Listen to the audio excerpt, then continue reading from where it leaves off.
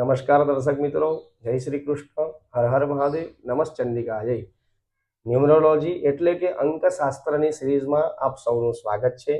અત્યાર સુધીના વિડીયોમાં આપણે નંબર 1 અને નંબર 2 વાળા વ્યક્તિઓના જીવનમાં શું શું પ્રભાવ પડે છે તે વિષય આપણે જાણ્યું છે. આજે જાણીશું નંબર 3 વિશે. વિડીયો ચાલુ કરીએ તે પહેલા જો તમે અમારા વિડીયો પર નવા હોય તો વિડીયોને લાઈક, શેર, સબસ્ક્રાઇબ કરો, જેથી ધર્મને લગતી, શાસ્ત્રને લગતી શાસ્ત્રીય જાણકારી આપ સૌ સુધી સરળતાથી પહોંચી શકે. જેઓનો જન્મ તારીખ 3, 12, 21 અથવા 30 તારીખે થયો હોય તેવા લોકોને નંબર 3ના પ્રભાવ હેઠળ આવતા જણાય છે. ન્યુમરોલોજીના હિસાબે, અંકશાસ્ત્રના હિસાબે નંબર 3 એક ખૂબ જ શુભ અને શક્તિશાળી અંક ગણવામાં આવે છે. આ અંક બુદ્ધિ, સર્જનાત્મકતા, સંવાદ શક્તિ અને આશાવાદનું પ્રતીક જણાવવામાં આવે છે. નંબર 3નો અધિપતિ ગ્રહ છે ગુરુ. આ ગ્રહ જ્ઞાન, ધર્મ, શિક્ષણ, નૈતિકતા અને આશાવાદનું પ્રતીક હોય તેવું જણાય છે.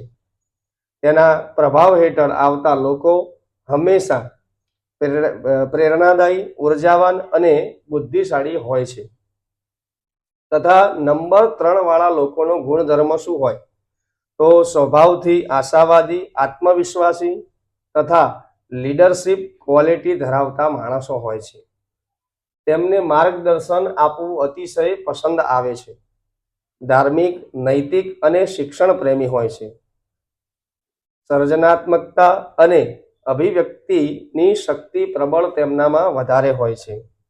લોકો સાથે વાતચીતમાં અસરકારક, શિક્ષણ, વક્તા, લેખક તરીકે સફળતા મેળવતા જણાય છે. તેમના દોષો અને અશુભ પાસાઓ કયા છે? ક્યારેક અહંકાર કે હું સાચો એવું વલણ લઈ લે છે. ધીરજની અછત, બહુ ઝડપથી મેળવવાની ઈચ્છા રાખતા જણાય છે.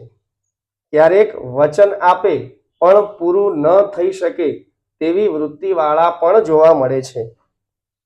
કાર્યક્ષેત્રમાં તેઓ શિક્ષક, વક્તા, ધાર્મિક ગુરુ, રાજકારણી તથા દર્શન આપતા જણાય છે. તેમને ઉપાય કરવાનો છે ગુરુવારના દિવસે પીળા કપડાં પહેરવા અથવા પીળા કપડાઓનું દાન કરવું, પીળી વસ્તુઓનું દાન કરવું, પીળા ધાન્યનું દાન કરવું અને રીમ બૃહસ્પતય નમઃ એવા મંત્રનો જપ કરવો. વધારે માહિતી માટે અમારો સંપર્ક પણ આપ કરી શકો છો. જય શ્રી કૃષ્ણ, હર હર